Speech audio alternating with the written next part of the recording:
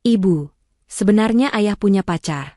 Setiap ibu pergi kerja ayah membawa pacarnya ke rumah dan ngambil semua uang ibu di lemari. Ucap anakku yang polos. Dengar itu aku langsung membatalkan perjalanan bisnisku dan menyusun sebuah rencana untuk menjebak mereka.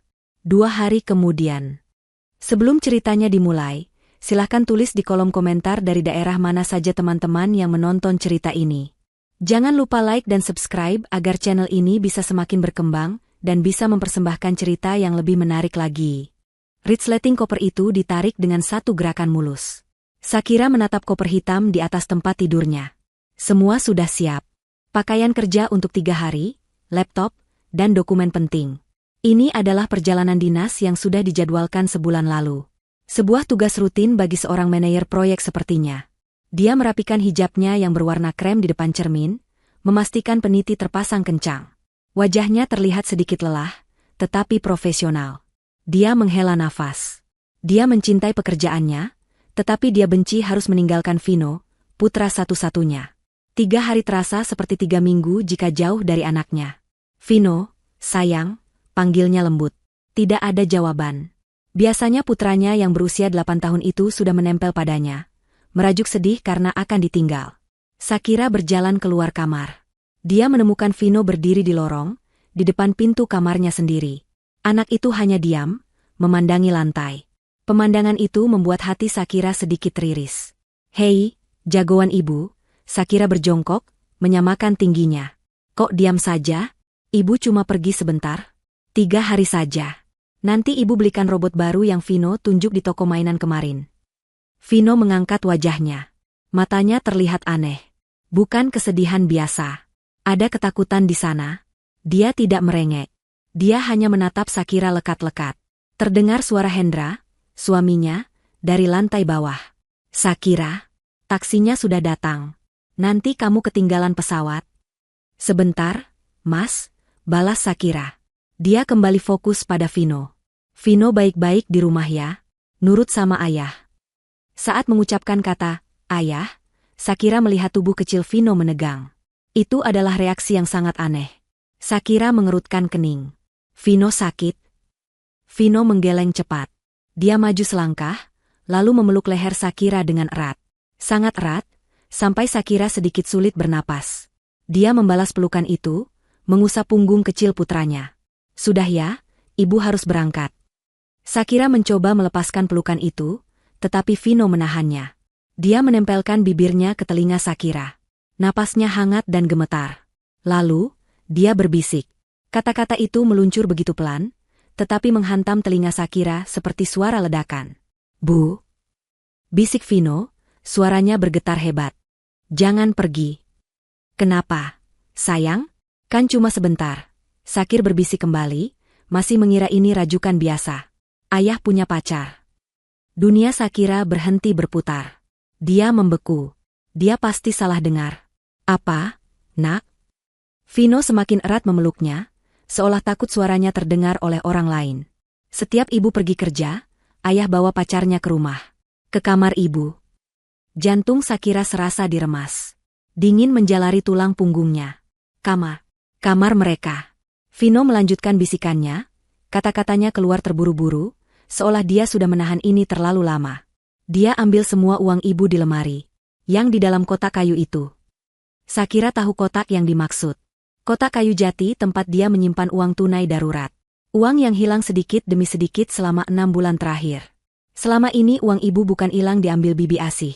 Bu, bisikan Vino kini bercampur isak tertahan. Tapi diambil ayah dan pacarnya. Ayah yang suruh aku diam. Ayah bilang kalau aku cerita sama ibu, nanti ibu sedih dan pergi ninggalin Vino. Napas Shakira tercekat di tenggorokan. Bibi Asih. Asisten rumah tangga mereka yang sudah bekerja 10 tahun, yang menangis terseduh-seduh saat dituduh mencuri. Bibi Asih yang dipecat tanpa hormat 2 bulan lalu. Shakira ingat betul kejadian itu. Uangnya hilang lagi, kali ini dalam jumlah besar. Shakira bingung, tapi Hendra yang langsung menuduh Bibi Asih. Siapa lagi? Shakira? Di rumah ini cuma ada kita. Tidak mungkin Vino. Pasti dia. Orang yang paling kita percaya, tegas sekali. Begitu kata Hendra waktu itu. Hendra yang begitu marah. Hendra yang mengurus pemecatan itu saat Shakira sedang di kantor. dengan alasan agar Shakira tidak perlu melihat wajah pengkhianat itu. Dan sekarang, putranya sendiri membongkar kebenaran yang jauh lebih busuk. Suaminya tidak hanya berkhianat. Dia seorang pencuri. Dia bersekongkol dengan wanita lain untuk merampok istrinya sendiri di rumah mereka sendiri. Dan yang paling keji, dia memfitnah orang lain untuk menutupi kejahatannya. Dia juga mengancam putra mereka sendiri untuk diam. Shakira? Ya ampun. Ayo cepat. Suara Hendra terdengar lagi dari bawah, kali ini nadanya jelas jengkel. Klakson taksi terdengar dari depan rumah. Suara itu menyadarkan Shakira. Dia melepaskan pelukan Vino pelan-pelan. Dia menatap mata putranya. Ketakutan itu masih ada, tapi kini bercampur kelegaan luar biasa. Beban berat di pundak kecil itu akhirnya terangkat. Shakira mengusap air mata yang mulai menggenang di pelupuk mata Vino. Vino anak hebat, bisik Shakira balik. Vino anak pemberani. Terima kasih sudah bilang sama ibu. Rasa sakit di hatinya begitu luar biasa. Rasanya seperti ada lubang hitam yang menelannya. Tapi rasa sakit itu dengan cepat tergantikan oleh sesuatu yang lain. Sesuatu yang dingin, tajam, dan fokus. Amarah. Amarah yang murni. Klakson taksi berbunyi lagi. Waktunya habis. Dia harus membuat keputusan. Pergi ke bandara dan membiarkan mereka melanjutkan pestanya. Atau, Shakira berdiri. Dia merapikan hijabnya sekali lagi. Tangannya tidak gemetar. Pikirannya jernih. Perjalanan dinas ini dibatalkan. Perang baru saja dimulai. Dia menatap koper hitam di atas tempat tidur. Lalu dia menatap pintu kamar, tempat suaranya suaminya berasal. Dia tidak akan lari. Dia akan menghadapi ini. Tapi tidak dengan amarah membabi buta. Dia akan menggunakan otaknya. Dia akan menjebak mereka. Shakira menarik napas dalam-dalam. Dia harus terlihat normal. Tidak. Dia harus terlihat sakit. Itu adalah satu-satunya alasan yang masuk akal untuk membatalkan perjalanan sepenting ini di menit-menit terakhir. Dia menoleh pada Vino. Vino, dengar ibu baik-baik, katanya pelan namun tegas. Mulai sekarang, ibu akan pura-pura sakit. Sakit kepala hebat. Vino jangan kaget, dan jangan bilang apa-apa sama ayah. Mengerti? Ini rahasia kita berdua. Vino mengangguk cepat. Wajahnya yang tadi tegang kini terlihat sedikit bersemangat. Dia mengerti. Dia sekarang adalah rekan konspirasi ibunya. Sekarang Vino masuk kamar. Main game. Kunci pintunya. Jangan keluar sampai ibu panggil, perintah Shakira. Vino patuh. Dia masuk ke kamarnya dan suara kunci terdengar pelan. Shakira memejamkan mata sejenak, mengumpulkan seluruh sisa kekuatannya untuk berakting. Dia lalu berjalan ke tangga. Dia tidak berlari. Dia berjalan pelan, satu tangannya memegang pegangan tangga, tangan lainnya memijat pelipisnya. Hendra sudah berdiri di kaki tangga, wajahnya merah padam karena kesal. Kamu ini bagaimana sih? Taksinya sudah menunggu dari tadi. Bisa ketinggalan pesawat? Omelnya. Shakira sampai di anak tangga terakhir. Tepat di depan Hendra, dia tiba-tiba terhuyung. Dia berpura-pura kehilangan keseimbangan dan berpegangan pada dinding. Matanya terpejam dan dia mendesah pelan. Aduh. Kekesalan di wajah Hendra langsung berganti bingung. Loh, kamu kenapa? Shakira membuka matanya pelan-pelan. Dia menatap Hendra dengan pandangan yang dia buat kabur dan tidak fokus. Mas, kepalaku. Pusing sekali, suaranya dibuat lemah dan bergetar. Tiba-tiba semua berputar. Kayaknya, vertigoku kambuh lagi. Hendra tertegun. Shakira melihatnya dengan jelas. Selama sepersekian detik, sebelum topeng kekhawatiran itu terpasang, Shakira melihat kilatan emosi yang lain di mata suaminya. Itu bukan simpati. Itu adalah kekecewaan murni. Kekecewaan yang dalam dan marah. Dia kecewa karena Shakira tidak jadi pergi. Dalam sekejap, ekspresi itu hilang. Digantikan oleh wajah seorang suami yang panik. Ya Tuhan, Shakira, kamu pucat sekali. Hendra buru-buru memegang lengan Shakira. Kenapa dipaksakan kalau sakit? Sudah, tidak usah pergi. Rangkulan Hendra di bahunya terasa menjijikan. Rasanya seperti disentuh kalajengking. Tapi Shakira membiarkannya. Dia bersandar pada suaminya, memainkan perannya sebagai istri yang lemah. Tadi baik-baik saja, Mas. Ini tiba-tiba. Aku tidak mungkin bisa naik pesawat kalau begini. Pandanganku kabur. Batal. Tentu saja batal, kata Hendra cepat. Terlalu cepat. Pekerjaan bisa menunggu. Kesehatan kamu nomor 1. Ayo, Ayo aku antar kembali ke kamar. Hendra memapahnya menaiki tangga. Pria yang sama yang merencanakan pencurian di belakangnya, kini memapahnya dengan penuh kasih. Shakira menahan rasa mual di perutnya. Dia merebahkan diri di tempat tidur. Tempat tidur mereka. Tempat tidur yang telah dinodai pria ini dengan wanita lain. Kamu istirahat ya, kata Hendra. Aku batalkan taksinya dulu. Aku telepon kantor kamu juga, bilang kamu sakit. Jangan, Mas, cegah Shakira lemah. Biar aku saja nanti yang telepon. Kamu urus taksinya saja. Dia tidak mau Hendra berbicara dengan atasannya. Dia yang akan mengendalikan narasi ini. Hendra mengangguk. Ya sudah. Kamu istirahat. Mau aku buatkan teh hangat? Nanti saja. Aku mau coba tidur sebentar. Hendra tersenyum. Senyum yang kini terlihat palsu di mata Shakira. Oke, sayang. Cepat sembuh ya. Dia mengecup kening Shakira. Kecupan itu terasa dingin. Hendra keluar kamar. Shakira tidak bergerak. Dia memasang telinganya. Dia mendengar Hendra berbicara dengan sopir taksi di lantai bawah. Lalu hening sejenak. Shakira tahu apa yang akan terjadi selanjutnya. Dia mendengar langkah kaki Hendra menjauh, mungkin ke ruang kerja atau ke taman belakang, tempat yang dia anggap pribadi. Shakira menunggu. 5 menit. 10 menit. Lalu Hendra kembali ke kamar. Dia membawa segelas air putih di nampan. Minum dulu, sayang. Biar tidak dehidrasi. Shakira bangun perlahan. Terima kasih, Mas. Hendra duduk di tepi ranjang. Kantor bagaimana? Nanti aku kirim email saja. Bilang ada kondisi darurat keluarga, kata Shakira. Dia sengaja memilih kata-kata itu. Kondisi darurat keluarga. Hendra mengangguk-angguk. Benar? Kamu istirahat total saja hari ini? Aku ambil cuti. Aku temani kamu di rumah. Bagus, pikir Shakira dalam hati. Jeratnya semakin kencang. Kau akan menemaniku, tapi kau juga akan aku awasi. Tidak usah, Mas. Aku cuma perlu tidur. Kamu kerja saja. Kasihan nanti pekerjaanmu menumpuk. Shakira berucap lirih. Dia harus membuatnya merasa aman. Merasa bahwa rencananya hanya tertunda, bukan gagal. Tidak apa-apa. Kamu lebih penting, kata Hendra. Tapi matanya terus gelisah. Dia meraih ponselnya di saku. Mas, aku mau ke kamar mandi dulu sebentar, kata Shakira, sengaja ingin meninggalkan Hendra sendirian. Mau aku bantu? Tidak usah. Aku bisa. Shakira bangkit pelan-pelan, masih berpura-pura pusing. Dia masuk ke kamar mandi dan tidak mengunci pintu. Dia menyalakan keran air agar terdengar suara gemericik. Dia berdiri di balik pintu, mendengarkan dengan seksama. Hening. Lalu dia mendengar suara ketikan di ponsel. Sangat cepat. Hendra sedang mengirim pesan. Tentu saja. Dia harus memberi kabar pada pacarnya. Shakira menunggu beberapa saat, lalu menyiram toilet dan mematikan keran. Dia berjalan keluar. Hendra sudah meletakkan ponselnya di meja nakas di samping tempat tidur. Layarnya menghadap ke atas. Sebuah kesalahan bodoh dari orang yang panik.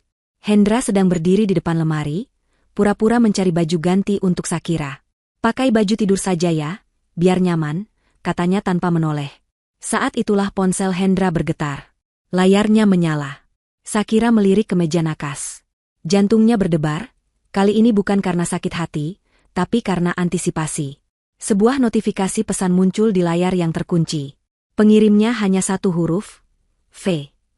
Isi pesannya terlihat jelas di bawah nama itu. Gagal hari ini, sayang. Dia tidak jadi pergi. V pasti Vini. Nama yang didengarnya dalam gosip samar di kantor Hendra, yang dulu dia abaikan. Sayang. Kata itu mengkonfirmasi segalanya. Gagal hari ini. Jadi ini adalah sebuah rencana. Mereka sudah menunggu Shakira pergi untuk berpesta dan mencuri. Shakira menarik napas. Bukti pertama sudah di tangan. Wajah pucatnya yang pura-pura kini menjadi pucat pasi karena amarah yang nyata. Kamu kenapa, Shakira? Tambah sakit? Tanya Hendra, berbalik sambil memegang baju tidur. Shakira cepat-cepat mengubah ekspresinya. Dia kembali memasang wajah lemah. Iya, Mas. Pusing sekali. Aku mau tidur. Dia berbaring dan menarik selimut. Dia memejamkan mata. Pikirannya bekerja 1000 kali lebih cepat daripada detak jantungnya. Dia tidak sakit. Dia sedang berburu.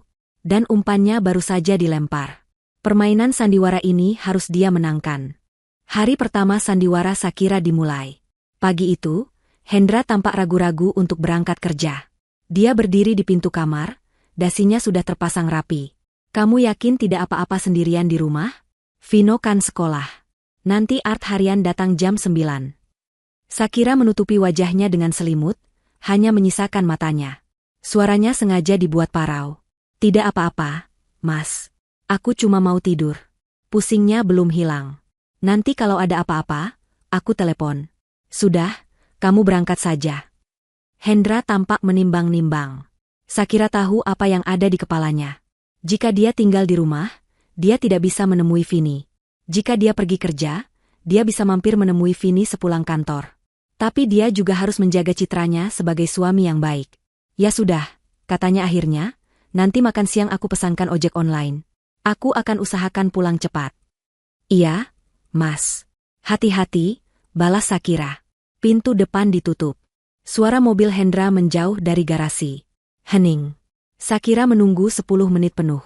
Dia tidak bergerak. Dia hanya mendengarkan. Setelah yakin Hendra benar-benar pergi dan tidak akan kembali untuk mengambil dokumen yang tertinggal, dia bangkit dari tempat tidur. Wajahnya tidak lagi lemah. Matanya tajam dan penuh perhitungan.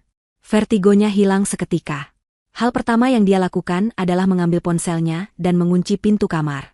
Dia duduk di meja riasnya. Dia membuka kontak. Jari-jarinya bergerak cepat.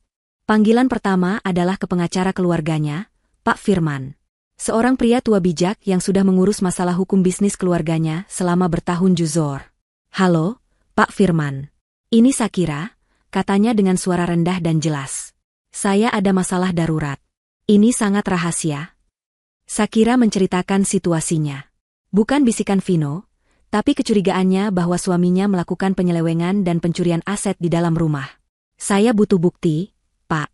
Bukti kuat untuk perceraian dan untuk tuntutan pidana. Saya berencana memasang kamera pengawas di kamar pribadi saya dan ruang kerja saya. Apakah itu legal? Di seberang telepon, Pak Firman terdiam sejenak. Bu Shakira, ini berat sekali. Tapi ibu cerdas. Selama itu adalah properti milik ibu, dan ibu memasangnya untuk melindungi aset ibu serta membuktikan tindak kriminal di dalam rumah ibu sendiri. Rekaman itu bisa diterima sebagai bukti di pengadilan. Apalagi ini menyangkut pencurian. Baik. Itu yang perlu saya dengar, kata Shakira. Pesan saya, tambah Pak Firman, jangan bertindak gegabah. Dapatkan buktinya, lalu hubungi saya. Biar kita yang urus sisanya secara hukum. Terima kasih, Pak. Shakira menutup telepon. Panggilan kedua lebih sulit. Dia perlu ahli teknis. Seorang detektif swasta. Dia ingat nama yang pernah disebutkan rekan kerjanya saat menangani kasus penipuan internal di kantor. Dia mencari nama itu, Rizal Detektif. Dia menelepon nomor tersebut. Seorang pria dengan suara profesional menjawab. Solusi investigasi, dengan Rizal. Pak Rizal, saya Shakira. Saya butuh jasa Anda. Sangat mendesak. Saya butuh pemasangan kamera audio-video tersembunyi di 2 ruangan di rumah saya. Harus dipasang besok. Tanpa sepengetahuan suami saya. Rizal tidak bertanya banyak. Dia profesional. Bisa diatur, Bu. Modelnya mikrokamera, bisa disamarkan di jam digital, detektor asap, atau bingkai foto. Hasilnya bisa dipantau langsung dari ponsel atau laptop. Kapan rumah dalam keadaan kosong? Besok, kata Shakira. Saya akan pastikan rumah kosong dari jam 10 pagi sampai jam 2 siang. Saya akan kirimkan alamat dan denah ruangannya. Siap, Bu Shakira. Tim saya akan datang tepat waktu. Satu lagi, Pak Rizal, tambah Shakira. Saya juga butuh Anda menyiapkan 1 kamar monitor di hotel atau apartemen harian sedekat mungkin dari kompleks saya. Untuk lusa, saya ingin memantau secara langsung. Mengerti. Semuanya akan disiapkan, jawab Rizal. Panggilan ketiga adalah yang paling berat. Tangannya sedikit gemetar saat menekan nomor yang sudah dia hafal di luar kepala. Nomor Bibi Asih. Telepon berdering lama. Shakira hampir menyerah. Akhirnya, telepon diangkat. Halo? Suara itu terdengar ragu dan takut. Bibi. Suara Shakira tercekat. Dia tidak menyangka akan sesulit ini. Bibi Asih, ini Shakira. Hening di seberang sana. Hanya terdengar suara tarikan napas yang berat. Bibi, Saya mau minta maaf, kata Shakira. Air matanya mulai menggenang. Ini bukan air mata sandiwara. Ini air mata penyesalan. Saya tahu Bibi tidak salah. Saya tahu Bibi tidak mencuri. Saya bodoh sekali, Bey. Saya dibutakan. Terdengar isak tangis pelan dari Bibi Asih. Ibu tahu. Saya tahu sekarang, Bey. Dan saya akan memperbaikinya. Saya akan menangkap pencuri yang sebenarnya, kata Shakira tegas. Tapi saya butuh bantuan Bibi. Tolong. Besok jam 11 siang, datang ke rumah. Saya akan ada di rumah. Saya akan jelaskan semuanya. Tolong, Bey. Bibi Asih masih terisak. Saya takut, Bu. Bibi tidak perlu takut lagi. Saya yang akan melindungi Bibi sekarang. Pencuri yang sebenarnya adalah orang di dalam rumah ini. Dan saya akan menjebak mereka. Datang ya, Bey. Saya mohon. Setelah hening beberapa saat, Bibi Asih akhirnya menjawab. Iya, Bu. Saya datang. Shakira menutup telepon. Dia menyeka air matanya. 1 hari terlewati. Rencana sudah disusun. Sore itu, Hendra pulang kerja. Dia membawakan bubur ayam kesukaan Shakira. Dia bersikap sangat manis. Shakira memainkannya dengan sempurna, berterima kasih dengan lemah dan memakan buburnya sedikit demi sedikit, sebelum berkata dia ingin tidur lagi. Hari kedua. Pagi. Shakira sudah bangun sebelum Hendra. Dia duduk di tempat tidur, tampak lebih segar. Mas.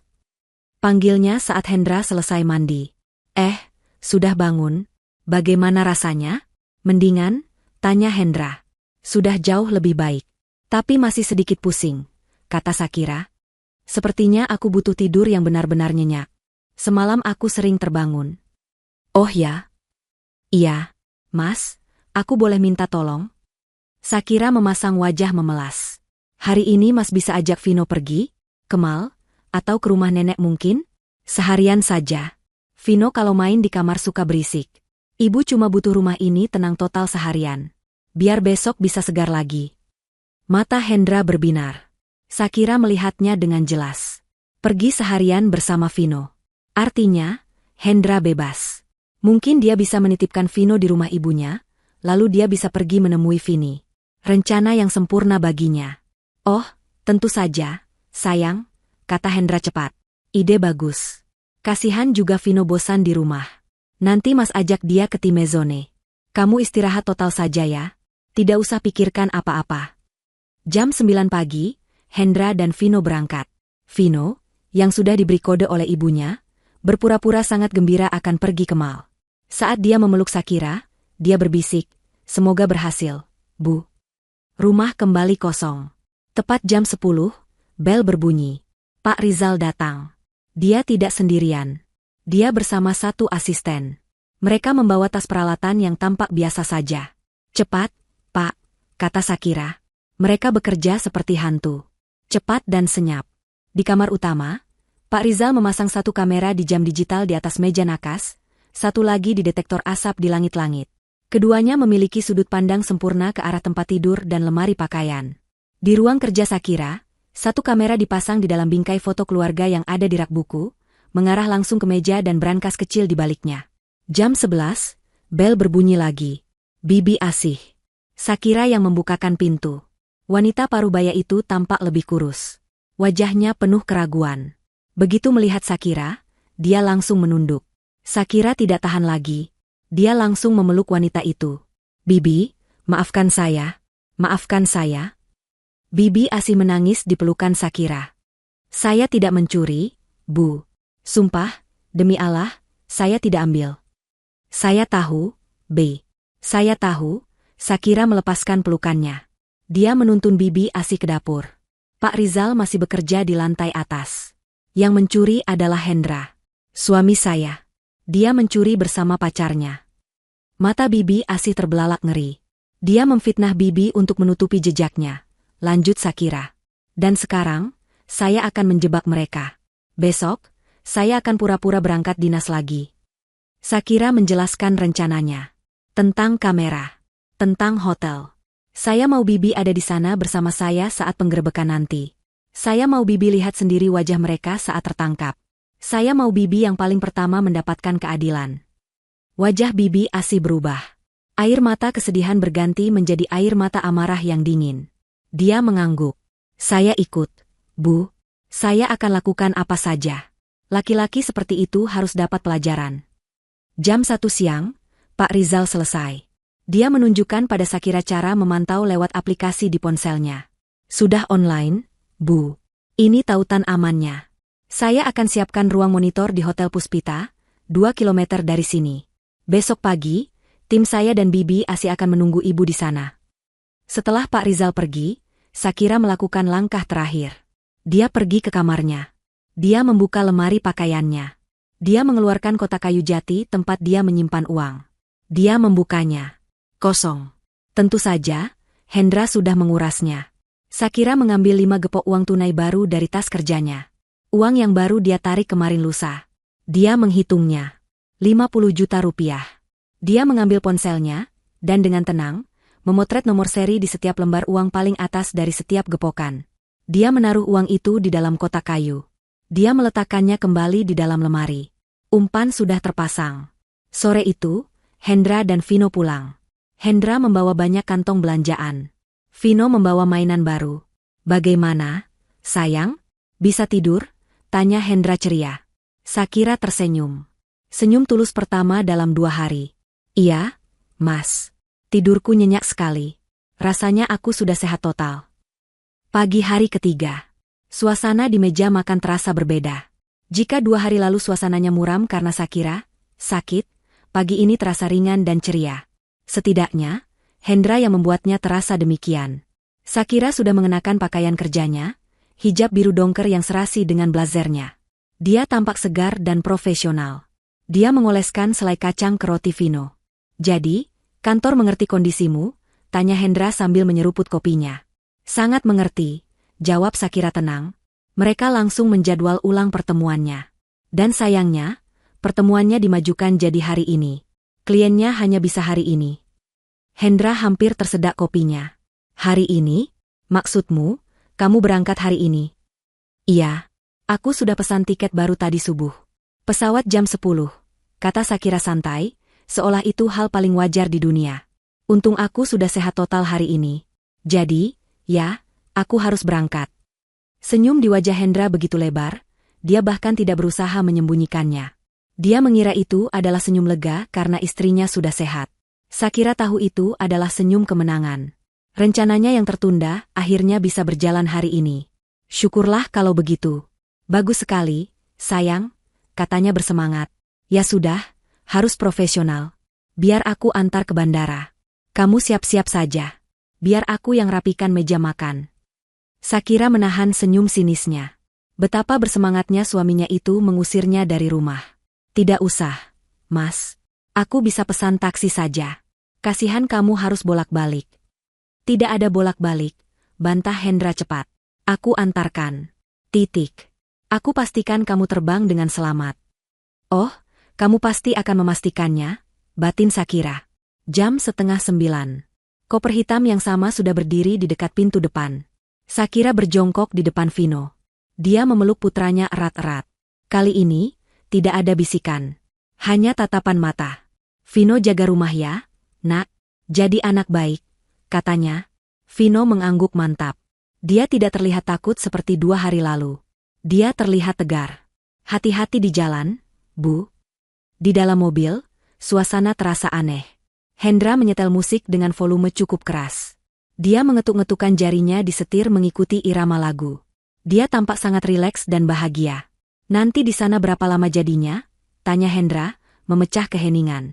Sama saja. 3 hari 2 malam, jawab Shakira. Mungkin lusa malam aku baru pulang. Oke. Nanti kabari saja kalau sudah sampai. Jangan lupa makan. Kamu baru sembuh, kata Hendra. Perhatian yang palsu itu membuat perut Shakira mulas. Pasti, Mas. Mereka tiba di bandara. Terminal keberangkatan ramai. Hendra menurunkan koper Shakira dari bagasi. Dia bersikeras mengantar Shakira sampai ke depan pintu masuk terminal. Sudah ya, aku masuk dulu, kata Shakira. Iya, sayang. Hati-hati. Sukses ya buat pertemuannya. Hendra maju dan memeluk Shakira. Sebuah pelukan singkat yang hampa. Lalu dia mencium kening Shakira. Shakira menahan diri untuk tidak menghapus bekas bibirnya. Mas pulang saja. Nanti macet, kata Shakira. Iya. Aku tunggu sampai kamu masuk, kata Hendra, berdiri di dekat pilar. Shakira mengangguk. Dia menarik gagang kopernya dan berjalan masuk ke pintu kaca terminal. Dia berjalan lurus, melewati kerumunan, dan tidak menoleh ke belakang. Dia tahu Hendra masih mengawasinya. Dia terus berjalan sampai dia menghilang di balik antrean check-in pertama. Dia mendengar ponselnya bergetar.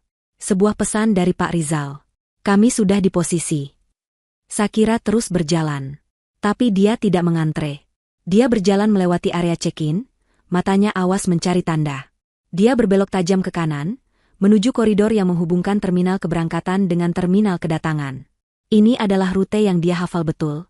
Dia berjalan cepat, roda kopernya berderit pelan. Dia sampai di lobi kedatangan. Suasananya berbeda. Lebih banyak orang menunggu. Dia langsung menuju ke toilet umum terbesar. Dia masuk ke salah satu bilik toilet dan menguncinya. Dia membuka kopernya. Di dalamnya, tidak hanya ada baju kerja. Ada satu set pakaian ganti yang sudah dia siapkan. Sebuah gamis sederhana berwarna coklat, hijab instan berwarna hitam, sebuah kacamata besar, dan masker. Dalam 5 menit, Shakira berubah total. Wanita karir dengan blazer biru dongker telah hilang.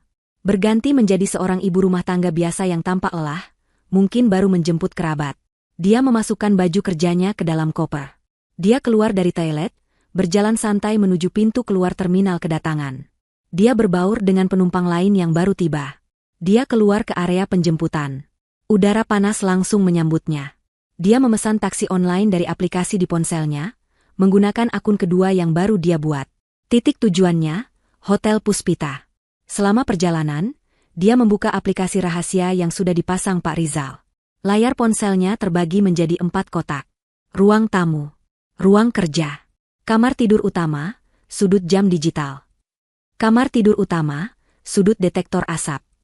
Semua ruangan masih kosong. Rumah itu sunyi. Dia melirik jam di ponselnya. Pukul 10:30. Hendra pasti sudah dalam perjalanan pulang dari bandara. Taksi tiba di Hotel Puspita. Hotel bintang 3 yang tampak biasa saja, tidak mencolok. Shakira membayar tunai. Dia masuk ke lobi. Dia tidak ke resepsionis. Dia langsung menuju lift dan menekan tombol lantai 5. Dia menemukan kamar 502. Dia mengetuk pelan. 3 kali ketukan. Pintu dibuka oleh Pak Rizal. Selamat datang, Bu Shakira. Shakira masuk. Ruangan itu telah diubah menjadi ruang monitor darurat. Ada 2 laptop di atas meja, layarnya menampilkan rekaman yang sama dengan yang ada di ponsel Shakira, namun jauh lebih besar. Bibi Asi sudah duduk di salah satu kursi. Wajahnya tegang, tangannya memegang tasbih. Bibi, sapa Shakira pelan. Bibi Asi berdiri. Ibu akhirnya. Duduk, Bey. Kita tunggu saja, kata Shakira. Dia meletakkan kopernya di sudut. Dia menatap layar. Hening. Mereka bertiga hanya menatap layar. Menit-menit berlalu terasa sangat lambat. Jam 11. Jam 11:15. Tiba-tiba, layar yang menampilkan ruang tamu bergerak. Pintu depan terbuka. Hendra masuk. Dia masih memakai kemeja kerjanya tadi pagi. Dia melempar kunci mobil ke meja. Dia tampak bersiul. Dia terlihat sangat gembira. Dia meraih ponselnya.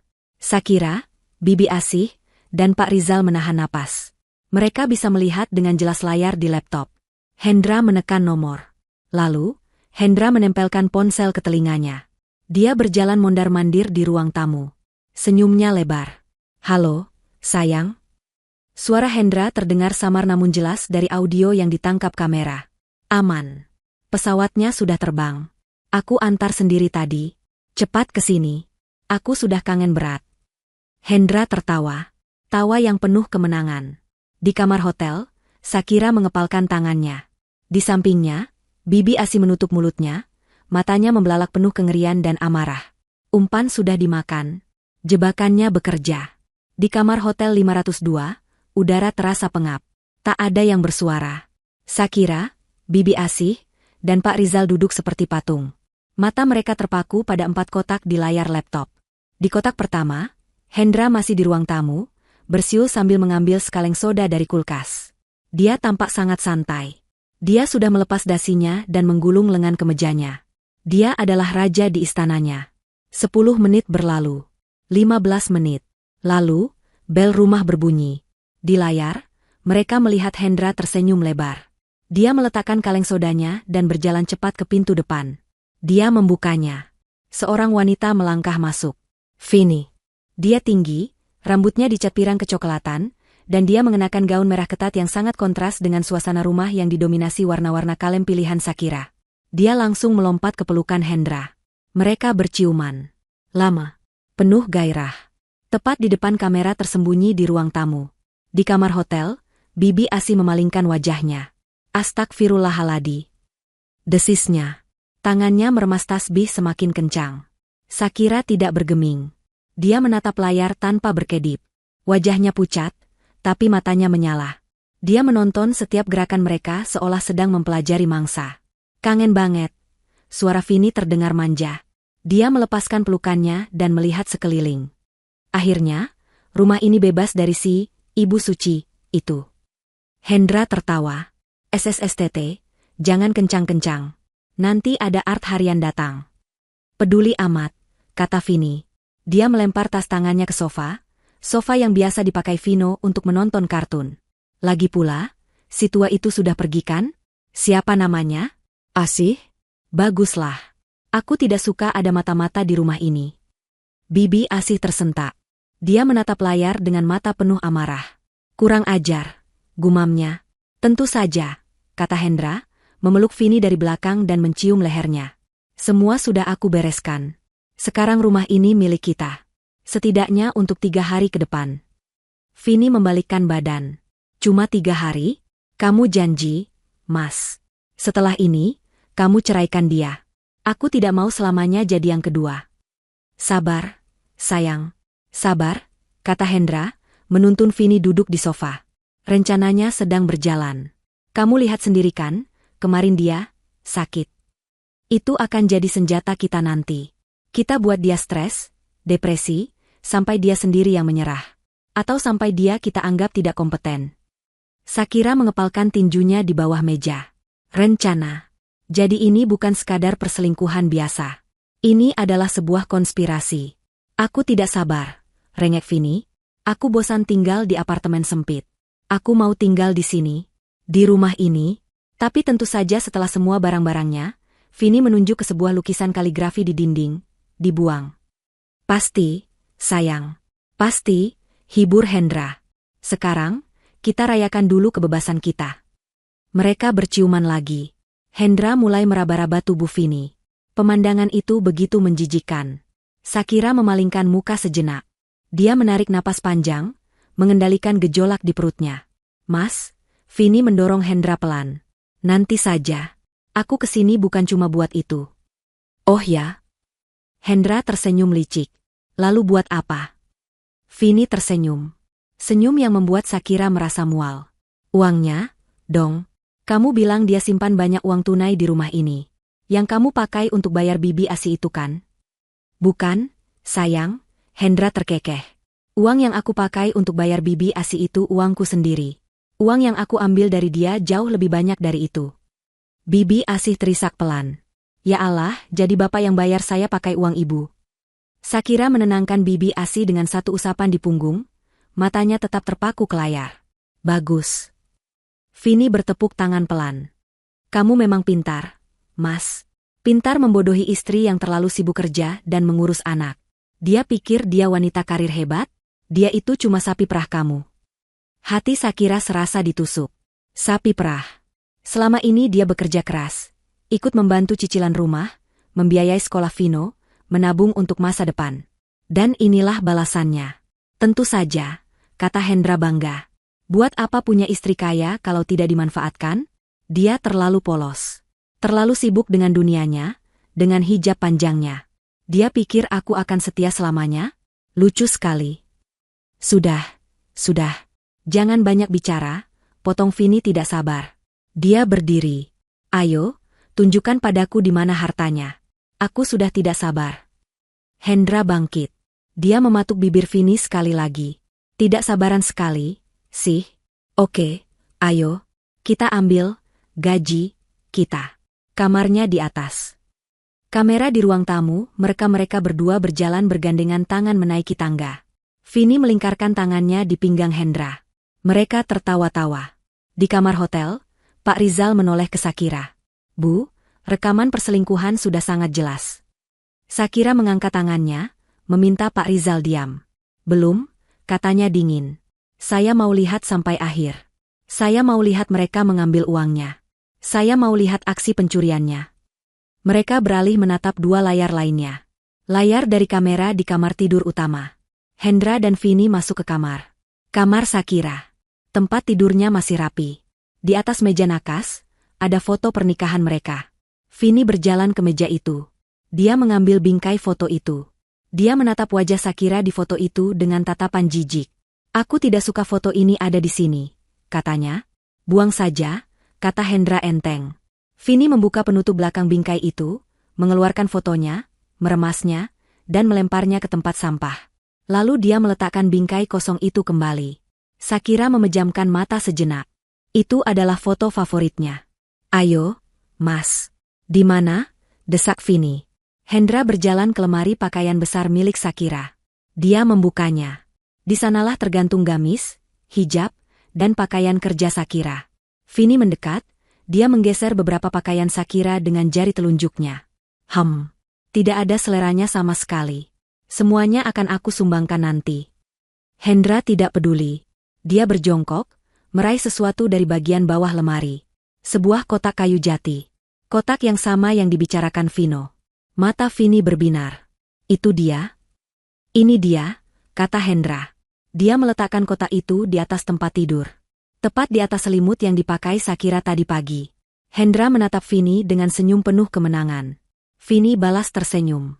Tangannya terulur, siap membuka kotak itu. Di layar laptop, Shakira bisa melihat dengan jelas tangan Vini yang berkuteks merah cerah, kontras dengan kotak kayu yang sederhana. Vini menoleh ke Hendra, menjilat bibirnya. Suara dari kamera detektor asap menangkap bisikannya dengan jelas. Jadi, katanya, berapa banyak yang bisa kita ambil hari ini? Aku sudah mengincar tas baru. Hendra tertawa kecil melihat ketidaksabaran Vini. Buka saja, sayang. Itu semua milikmu. Tangan Vini yang berkuteks merah itu membuka penutup kotak kayu. Matanya langsung terbelalak. Mulutnya sedikit terbuka. Di dalamnya, tergeletak rapi 5 gepok uang tunai 100 ribuan. Ya Tuhan, Hendra, pekik Vini. Dia mengambil satu gepok dan mengangkatnya ke udara. Ini banyak sekali. 50 juta, kata Hendra bangga.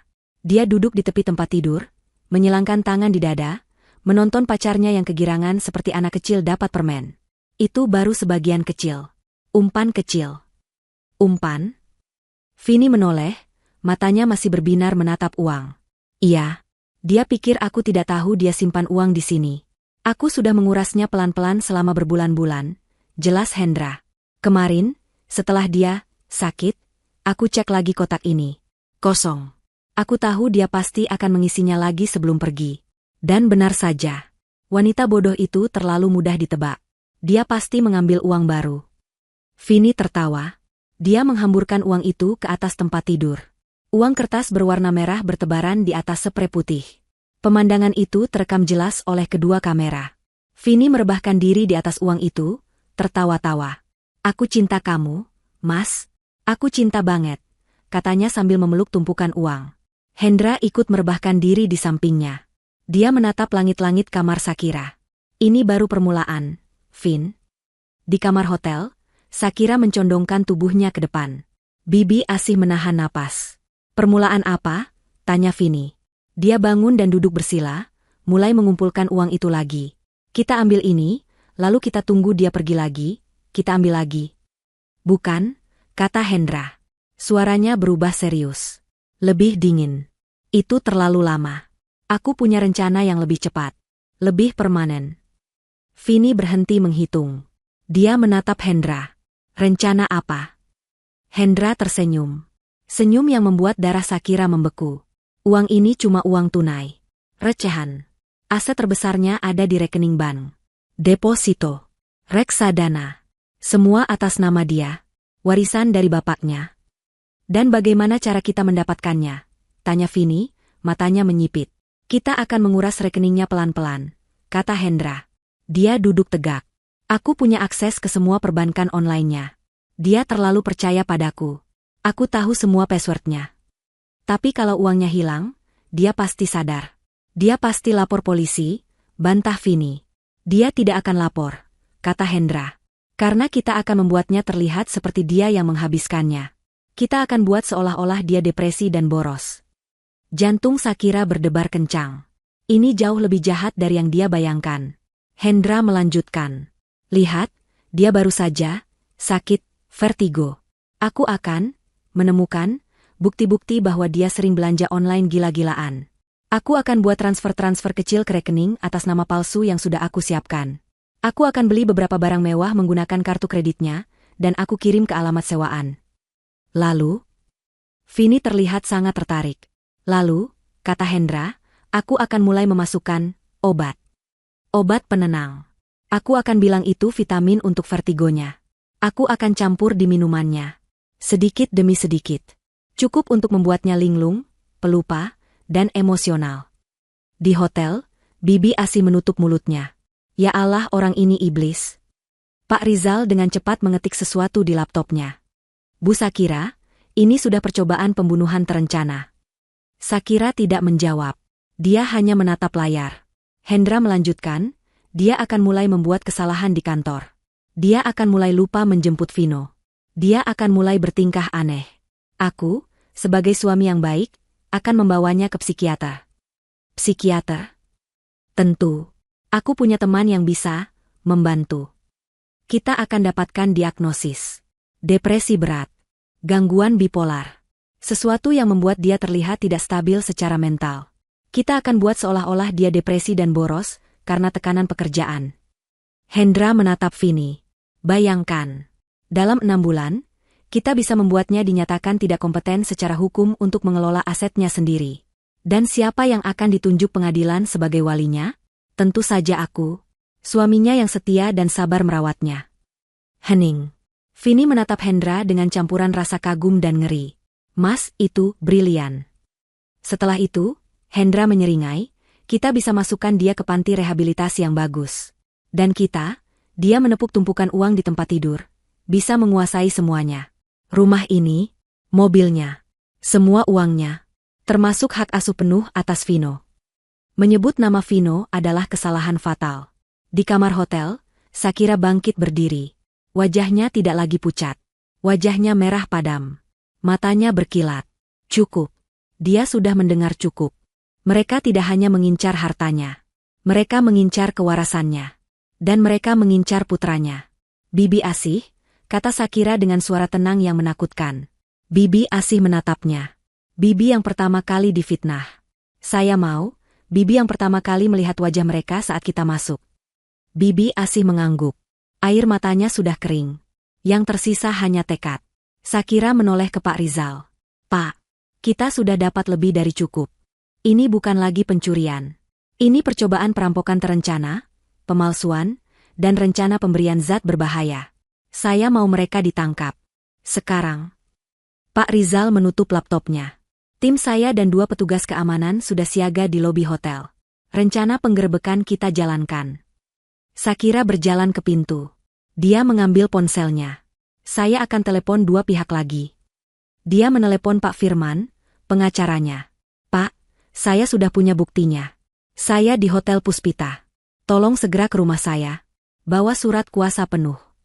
Dia menutup telepon. Dia menelepon nomor lain. Nomor ibunya Hendra.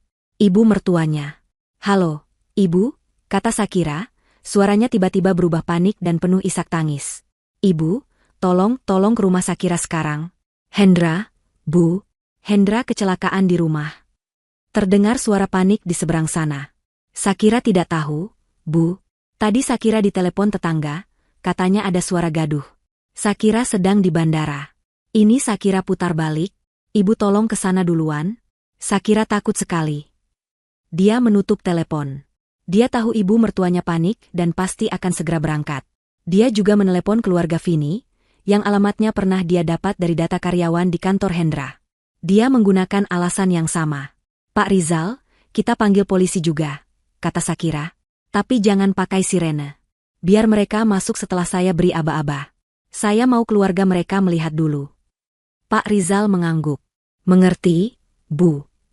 Shakira merapikan hijabnya. Ayo, Bey. Dia membuka pintu kamar hotel. Waktunya sandiwara selesai. Waktunya penggerebekan dimulai. Di layar ponselnya, dia masih bisa melihat Hendra dan Vini sedang berpelukan mesra di atas tumpukan uang curian. Perjalanan dari Hotel Puspita ke kompleks perumahan mereka memakan waktu kurang dari 10 menit. Tapi bagi Shakira, waktu terasa merangkak. Dia duduk di kursi depan mobil Pak Rizal. Di belakang, Bibi Asi duduk diam, tangannya mencengkeram erat tas tangannya. Di mobil lain di belakang mereka, 2 petugas keamanan bertubuh besar mengikuti dengan saksama. Tidak ada yang berbicara. Satu-satunya suara adalah desiran pelan AC mobil dan instruksi pelan dari GPS. Shakira tidak perlu GPS. Dia hafal setiap tikungan jalan ini. Jalan yang dia lalui setiap hari, pulang ke rumah yang dia pikir adalah tempat ramannya. Sekarang, dia kembali ke rumah itu sebagai seorang pemburu. Hatinya tidak lagi sakit. Rasa sakit yang menghancurkannya 2 hari lalu telah berubah wujud. Kini yang tersisa adalah bongkahan es yang dingin dan keras di dalam dadanya. Dia memikirkan bisikan Vino. Dia memikirkan tuduhan pada Bibi Asih. Dia memikirkan rekaman yang baru saja dia lihat.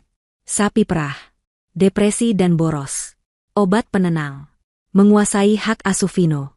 Setiap kata itu adalah bahan bakar yang membekukan tekadnya. Dia tidak akan menangis. Dia tidak akan histeris. Dia akan mengambil kembali semua yang menjadi miliknya.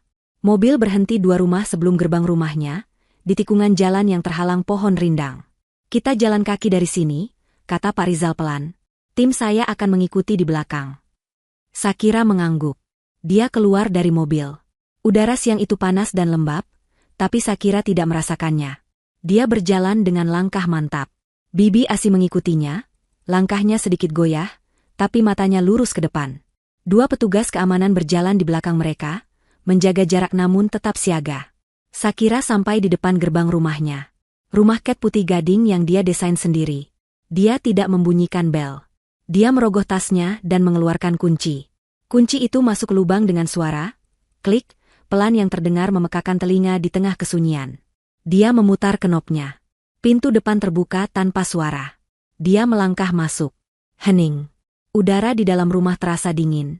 AC di ruang tamu menyala. Tepat seperti yang dia lihat di monitor. Dia memberi isyarat tangan, menyuruh Pak Rizal dan yang lainnya masuk. Mereka berempat berdiri di ruang tamu yang rapi. Tapi ada yang aneh. Ada aroma parfum wanita yang asing. Parfum yang menyengat dan murah. Ada kaleng soda di atas meja. Ada tas tangan wanita berwarna merah tergeletak sembarangan di atas sofanya. Lalu dia mendengarnya. Tawa. Tawa pelan dari lantai atas. Dari kamar tidurnya. Itu adalah tawa Vini, genit dan manja. Diikuti oleh tawa berat Hendra yang penuh kemenangan. Mereka masih di sana. Mereka masih berpesta di atas kehancurannya. Kemarahan dingin itu berdesir di pembuluh darah Shakira. Dia menatap Bibi Asih. Bibi Asih mengangguk, seolah berkata, saya siap. Shakira mulai menaiki tangga. Satu persatu. Dia tidak mengendap-endap. Dia berjalan dengan langkah normal. Pak Rizal dan timnya mengikuti di belakang. Langkah kaki mereka berat dan mantap di lantai kayu. Semakin dekat dia ke pintu kamar, suara tawa itu semakin jelas. Habis ini kita pesan makanan enak ya, Mas. Suara Vini terdengar. Aku mau pesan salmon panggang yang mahal itu. Apapun yang kamu mau, sayang, balas suara Hendra. Shakira sampai di depan pintu kamarnya. Pintu itu sedikit terbuka. Dia bisa melihat sedikit celah ke dalam. Dia berhenti sejenak. Dia menarik napas dalam-dalam.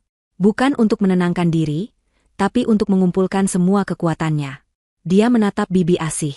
Dia menatap Pak Rizal. Mereka mengangguk. Shakira mengangkat tangannya dan mendorong pintu itu. Pintu terbuka lebar. Pemandangan di depannya persis seperti di monitor, tapi jauh lebih nyata dan menjijikkan.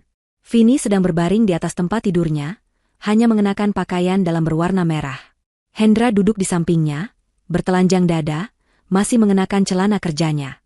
Di sekeliling mereka, di atas sprei putih bersih milik Shakira, bertebaran uang kertas 100 ribuan. Mereka sedang menghitung uang hasil curian mereka. Suara tawa mereka berhenti seketika. Mata Hendra adalah yang pertama menatap ke pintu. Wajahnya yang semula penuh senyum kemenangan, langsung membeku. Senyumnya luntur. Matanya membelalak ngeri. Dia melihat Shakira, istrinya, yang seharusnya berada di dalam pesawat menuju kota lain. Mata Vini mengikuti arah pandang Hendra. Dia menjerit. Jeritan melengking yang tertahan. Dia buru-buru menarik selimut untuk menutupi tubuhnya. Shakira berdiri di ambang pintu. Diam. Hijabnya rapi. Wajahnya tenang tak berekspresi. Di belakangnya, berdiri Bibi Asih, yang menatap Hendra dengan mata penuh kebencian. Di samping Shakira, Pak Rizal dan 2 petugas keamanan berbadan besar melangkah masuk, memblokir satu-satunya jalan keluar. Shakira.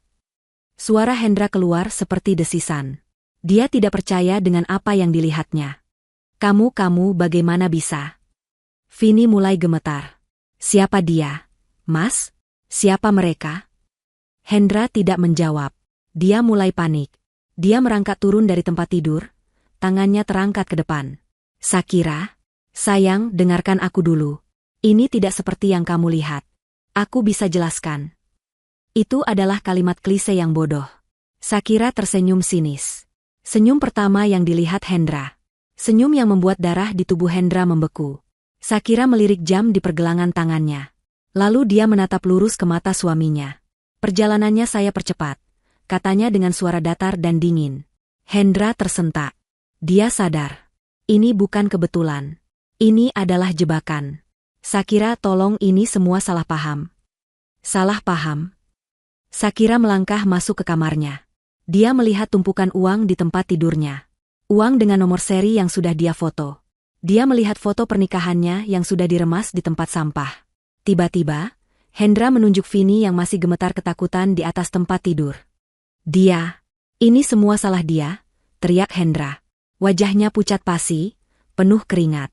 Dia yang merayuku, Shakira. Dia yang menggodaku. Dia yang menyuruhku mengambil uang. Dia. Vini. Dia penyihir. Vini membelalak. Dia tidak percaya Hendra langsung mengkhianatinya. Apa? Pekiknya histeris. Kamu yang bilang istrimu bodoh. Kamu yang bilang kamu akan menceraikannya. Kamu yang merencanakan semuanya. Kamu yang bilang dia sapi perah. Pria brengsek. Vini mulai mengambil gepokan uang di tempat tidur dan melemparkannya ke arah Hendra. Dasar pembohong. Kamu yang menjebakku. Mereka mulai saling berteriak. Saling menyalahkan. Saling membongkar kebusukan satu sama lain. Shakira hanya menonton. Dia membiarkan mereka hancur. Dia membiarkan mereka saling melukai. Di tengah kekacauan itu, Bibi Asih melangkah maju.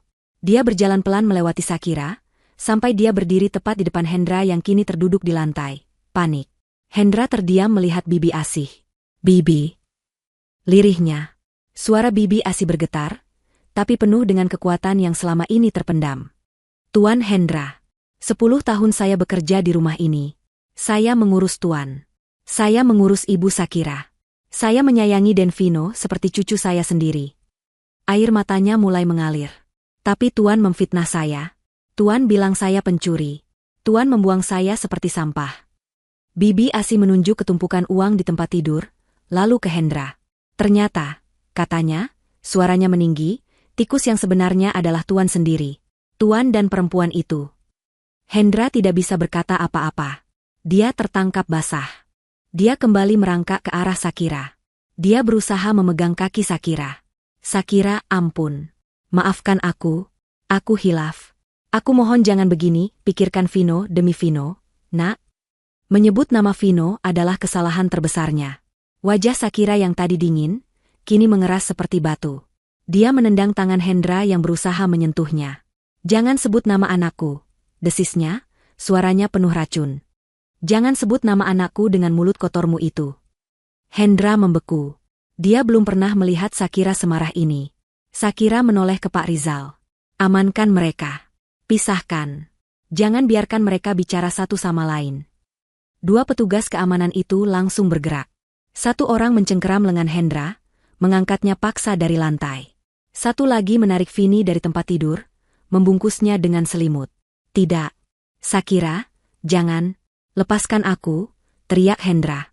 Mas, tolong aku, Mas. Vini menjerit-jerit. Mereka didudukan paksa di sofa kecil di sudut kamar. Wajah mereka penuh ketakutan dan kepanikan. Hendra masih berusaha. Shakira, ini jebakan. Kamu menjebakku. Ini tidak adil. Tidak adil. Shakira tertawa. Tawa yang kering dan menakutkan. Kamu mau bicara soal keadilan? Dia menoleh ke Pak Rizal, yang sudah siap dengan laptopnya. Pak Rizal. Sekarang. Hendra dan Vini didudukan di sofa bludru di sudut kamar. Mereka terpisah oleh satu petugas keamanan yang berdiri kaku di antara mereka.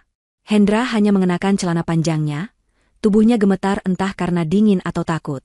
Vini terbungkus selimut, rambutnya acak-acakan dan air mata palsunya luntur, meninggalkan jejak hitam di pipinya.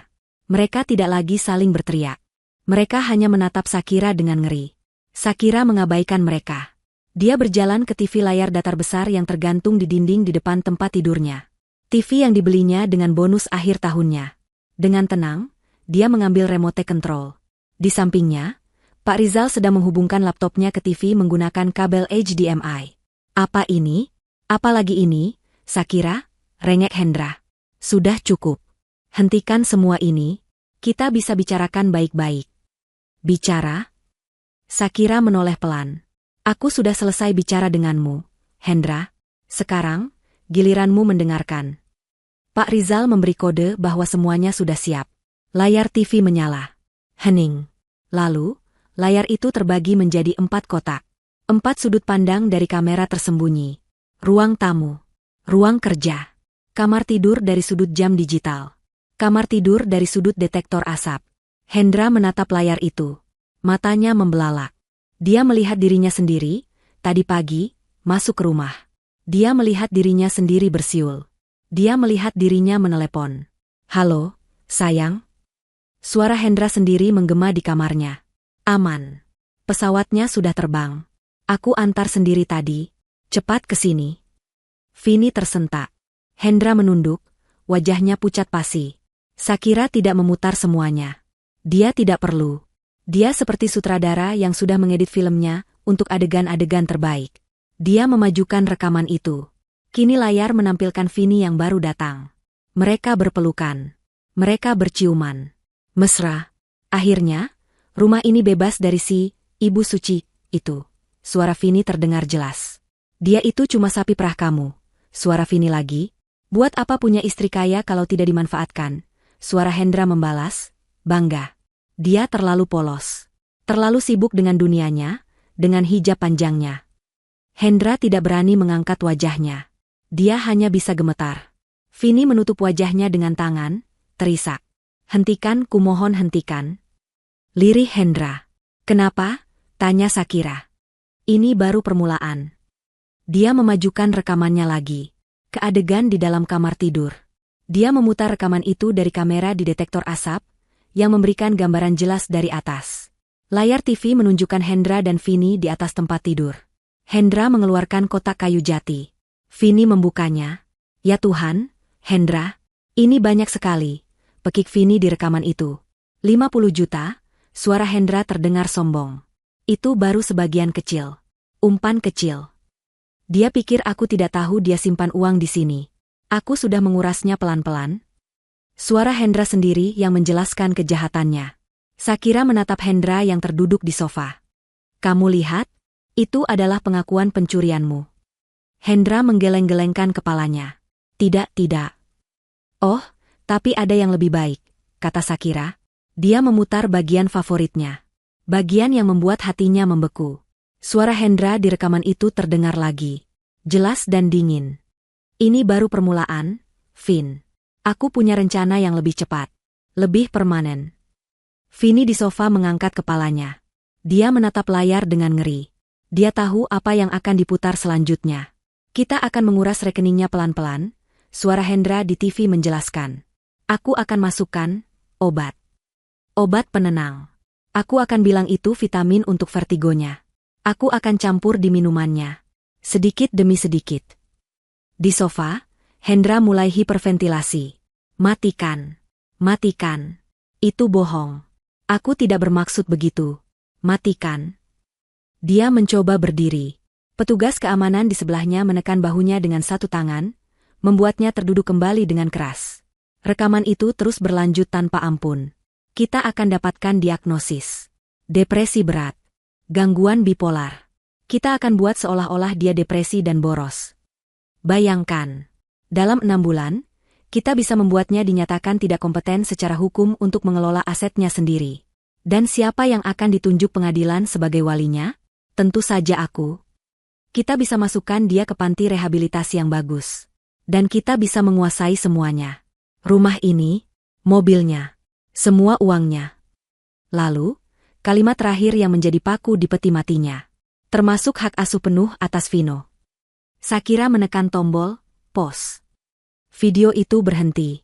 Layar membeku pada wajah Hendra di rekaman, yang sedang tersenyum licik ke arah Vini. Hening. Suasana di kamar itu begitu sunyi, hanya terdengar suara isak tangis Vini yang tertahan dan napas Hendra yang tersengal-sengal. Hendra tidak lagi histeris. Dia hancur. Dia menatap layar TV, lalu menatap Shakira. Di mata istrinya, dia tidak melihat kemarahan.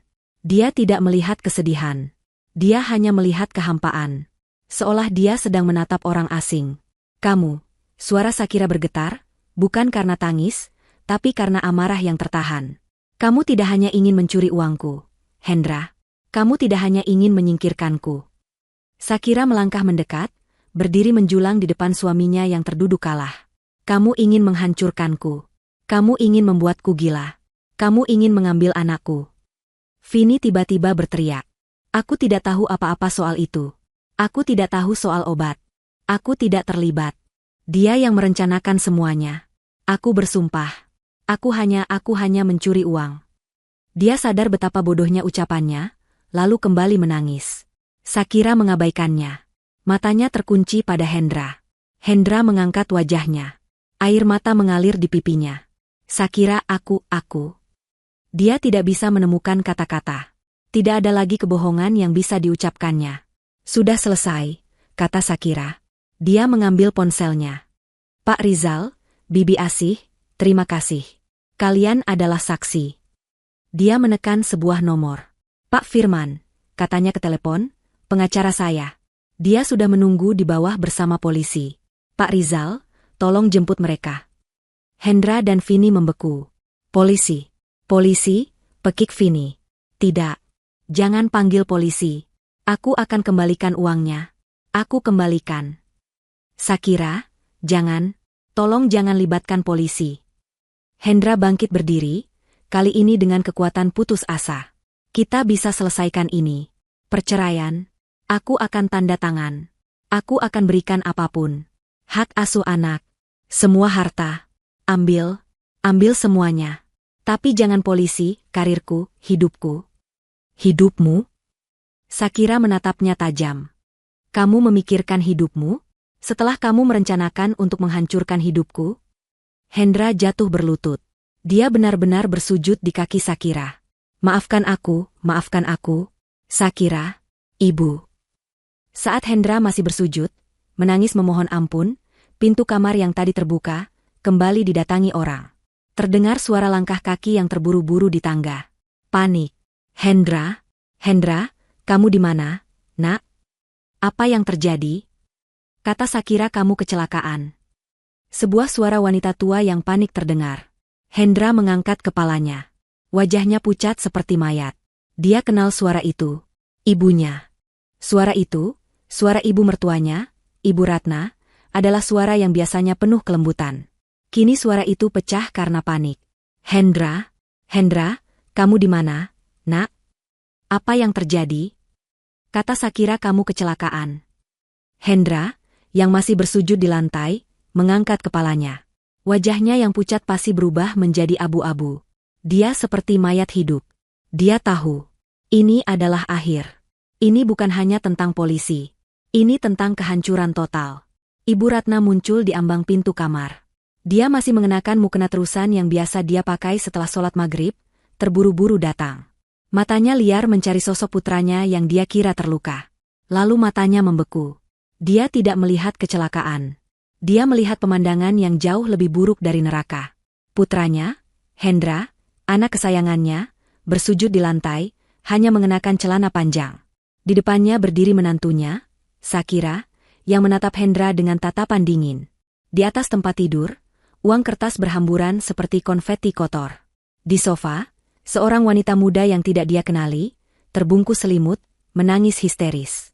Di sudut lain, berdiri Bibi Asih, wanita yang dia tahu telah dipecat karena mencuri. Dan di sekeliling mereka, berdiri 3 pria asing bertubuh tegap, seolah sedang menjaga tahanan. Layar TV besar di dinding masih menyala, menampilkan wajah beku Hendra yang sedang menyeringai licik. Ibu Ratna butuh beberapa detik untuk memproses semua ini. Kebingungan total melumpuhkannya. Apa ini? Suaranya bergetar. Hendra, apa yang terjadi? Kecelakaan apa?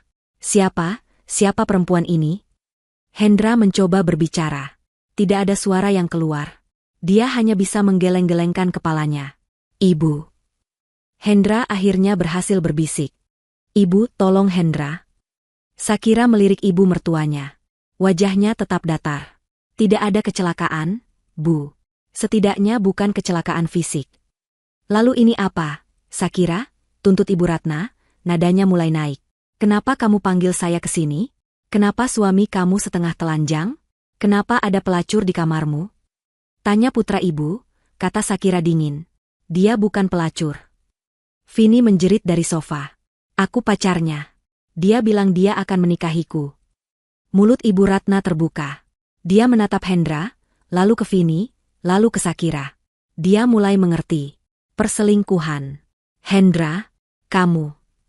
Ibu Ratna maju selangkah, tangannya terangkat hendak menampar. Tunggu, Bu, potong Sakira. Bukan itu saja. Perselingkuhan adalah kejahatan terkecilnya malam ini. Tepat saat itu, terdengar lagi langkah kaki terburu-buru di tangga. Kali ini lebih dari 1 orang. Seorang pria parubaya yang tampak berwibawa namun wajahnya cemas, dan seorang wanita di sampingnya, muncul di belakang Ibu Ratna. Vini, kamu di mana? Nak, teriak pria itu. Itu Pak Dharma, ayah Vini. Mata Vini membelalak ngeri. Ayah? Ibu? Pak Dharma dan istrinya menerobos masuk. Mereka melihat pemandangan yang sama. Putri mereka, Vini, terbungkus selimut, duduk di sebelah pria setengah telanjang. Mata Pak Dharma langsung tertuju pada putrinya. Vini, apa yang kamu lakukan di sini? Kenapa kamu? Wajahnya memerah padam karena marah dan malu. Ayah, aku bisa jelaskan. Vini mulai histeris. Dia bilang. Dia bilang apa? Bentak ayahnya. Dia bilang dia akan menghancurkan hidupmu? Kamu tahu siapa dia? Dia suami orang, Vini. Ini semua salah paham, teriak Hendra, panik melihat begitu banyak orang di dalam kamar. Ini jebakan. Sakira menjebak kami semua. Dia gila. Gila? Sakira tertawa pelan. Tawa yang mengerikan. Kamu ingin sekali aku terlihat gila, kan, Hendra? Sakira menoleh ke kerumunan kecil yang kini memenuhi kamarnya. Ibu Ratna yang gemetar. Pak dan Ibu Dharma yang menahan malu. Karena Bapak dan Ibu sudah di sini, diundang oleh putra-putri kalian sendiri ke pesta ini, mari kita tonton bersama. Pesta apa yang sedang mereka rayakan? Sakira mengangkat remote TV. Pak Rizal, tolong mundurkan sedikit. Kebagian rencana. Tidak. Sakira, jangan, teriak Hendra. Dia berusaha menerjang ke depan, tapi 2 petugas keamanan langsung menahannya. Layar TV kembali menyala. Wajah Hendra di layar, duduk di atas tempat tidur, di samping Vini. Ibu Ratna dan kedua orang tua Vini menonton dengan ngeri. Mereka mendengar suara Vini, dia itu cuma sapi perah kamu. Mereka mendengar suara Hendra, buat apa punya istri kaya kalau tidak dimanfaatkan? Dia terlalu polos. Terlalu sibuk dengan dunianya, dengan hijab panjangnya. Ibu Ratna menutup mulutnya. Dia menatap putranya, lalu ke Sakira, yang berdiri tegak lurus. Lalu rekaman sampai pada bagian rencana utama. Suara Hendra memenuhi ruangan, aku akan masukkan obat. Obat penenang. Aku akan bilang itu vitamin untuk vertigonya. Aku akan campur di minumannya. Sedikit demi sedikit. Cukup untuk membuatnya linglung, pelupa, dan emosional. Wajah Ibu Ratna pucat pasi. Dia terhuyung. Obat racun? Pak dan Ibu Dharma menatap layar, mulut mereka menganga. Rekaman berlanjut, kita akan dapatkan diagnosis. Depresi berat, kita bisa membuatnya dinyatakan tidak kompeten secara hukum. Kita bisa masukkan dia ke panti rehabilitasi yang bagus. Dan kita bisa menguasai semuanya. Termasuk hak asuh penuh atas Vino. Video itu berhenti. Hening. Semua orang di ruangan itu menatap Hendra. Pria itu tidak lagi berontak. Dia terduduk lemas di lantai, ditahan oleh petugas keamanan. Dia hancur. Ibu Ratna gemetar hebat. Dia menatap putranya, anak yang dia lahirkan dan besarkan. Matanya memerah, bukan karena sedih, tapi karena murka yang tak terbayangkan. Dia berjalan pelan mendekati Hendra. Hendra menatap ibunya, matanya memohon. Ibu. Ibu Ratna menatap tajam ke mata putranya. Lalu dia menoleh ke Bibi Asih, yang berdiri diam seperti patung. Kamu memfitnah Bibi Asih? Tanya Ibu Ratna, suaranya bergetar. Hendra tidak menjawab. Plah, tamparan keras mendarat di pipi Hendra. Suaranya menggema di seluruh ruangan. Kamu mencuri dari istrimu? Plah, tamparan kedua, lebih keras. Kamu mau meracuni ibu dari cucuku? Suaranya pecah. Dia tidak menampar lagi. Dia memukul dada Hendra berkali-kali dengan kepalan tangannya. Anak macam apa kamu, Hendra? Anak macam apa? Kamu bukan anakku. Aku tidak pernah membesarkan iblis seperti kamu. Kamu mempermalukan keluarga. Kamu menghancurkan hidupmu sendiri. Hendra hanya bisa menerima pukulan itu, menangis tanpa suara. Di sisi lain ruangan, Pak Dharma tidak berkata apa-apa. Dia berjalan mendekati Vini. Vini menciut ketakutan. Ayah, jangan. Pak Dharma menatap putrinya dengan tatapan dingin. Mulai hari ini, jangan panggil aku ayah. Aku tidak punya anak pencuri dan pelakor. Dia berbalik badan, membelakangi putrinya. Rasa malunya terlalu besar. Tidak. Ayah. Ibu. Vini menjerit. Saat itulah, dua orang polisi berseragam masuk ke kamar.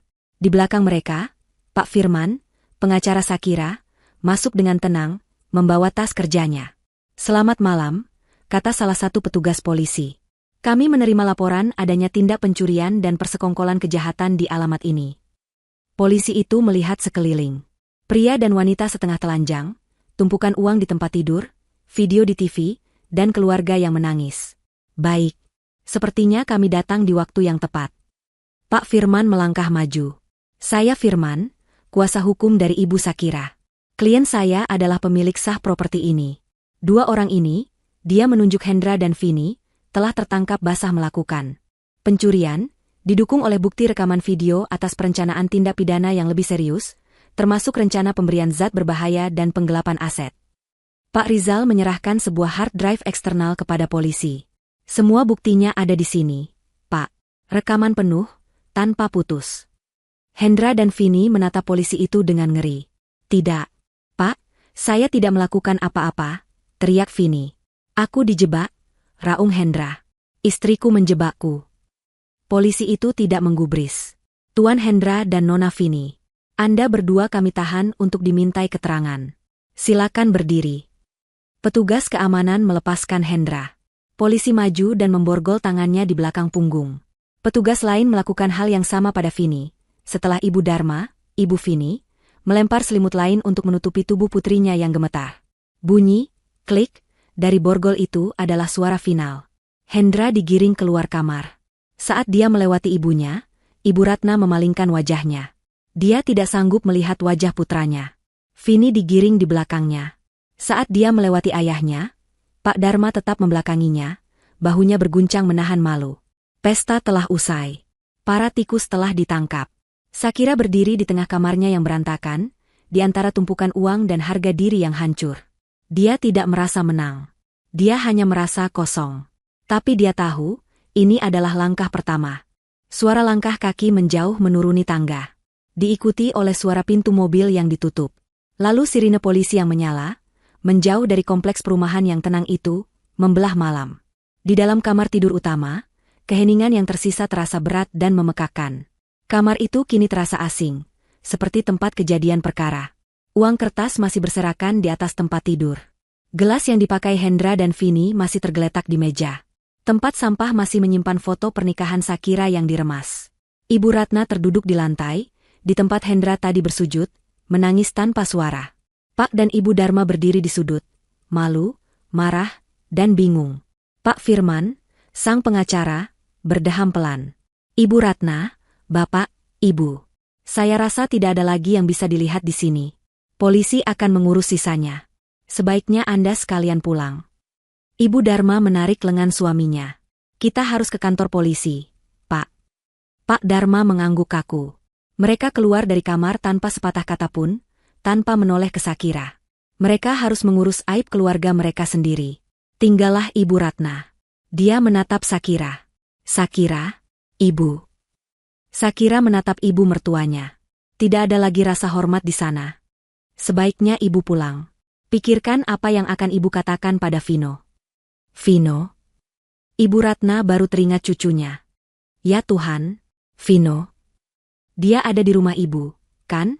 Tanya Sakira dingin. Saya akan menjemputnya besok. Untuk malam ini, biarkan dia tidur. Jangan ceritakan apapun padanya. Saya yang akan bicara padanya. Ibu Ratna bangkit. Dia tampak 10 tahun lebih tua. Kamu akan menceraikan Hendra? Sakira menatapnya lurus. Menurut ibu? Tidak ada jawaban lagi. Ibu Ratna berjalan keluar dari kamar itu dengan langkah gontai. Dia telah kehilangan seorang putra malam ini. Kini, di kamar itu hanya tersisa Sakira, Pak Firman, Bibi Asih, dan Pak Rizal. Pak Rizal, terima kasih, kata Sakira. Tolong kirimkan tagihan Anda. Anda dan tim Anda bekerja dengan sangat baik. Sama-sama, Bu Sakira. Kami turut prihatin atas kejadian ini. Tapi kami senang keadilan bisa terungkap, kata Pak Rizal. Dia dan timnya mengemasi peralatan mereka dan pamit undur diri. Tinggal Sakira, Pak Firman, dan Bibi Asih. Pak Firman, kata Sakira, suaranya terdengar sangat lelah. Urus perceraiannya. Saya mau secepat mungkin. Saya mau hak asuh penuh atas Vino. Gunakan semua rekaman itu. Saya tidak mau dia mendekati anak saya lagi. Tentu, Bu Sakira, kata Pak Firman.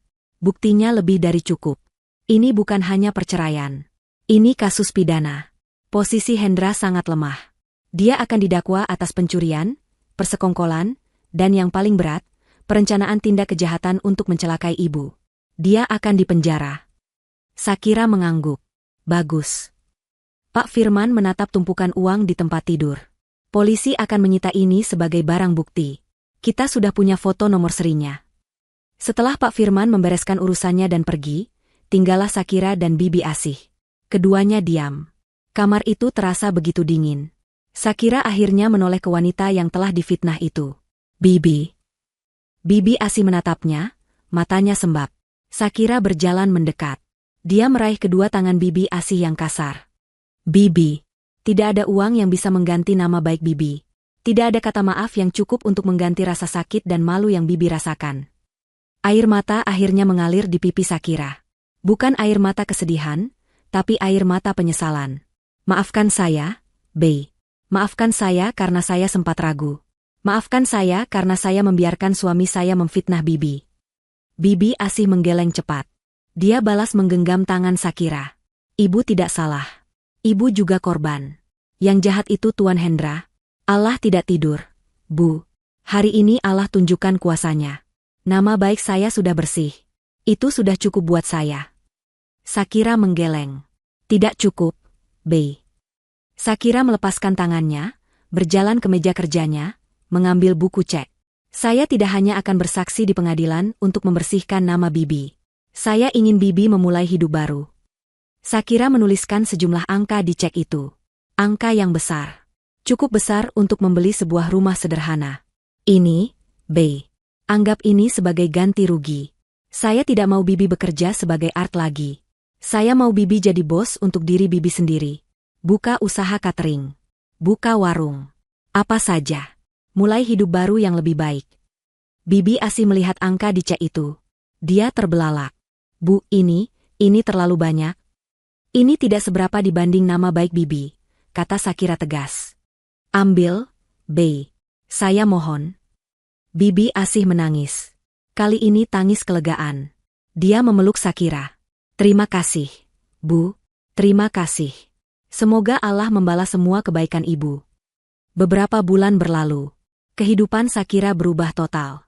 Proses hukum berjalan cepat. Bukti rekaman video itu tidak terbantahkan. Vini, untuk meringankan hukumannya, bersaksi penuh melawan Hendra. Dia membenarkan bahwa Hendra adalah otak di balik segalanya, termasuk rencana memberi obat penenang. Karma menimpa Hendra dengan keras. Dia divonis 12 tahun penjara.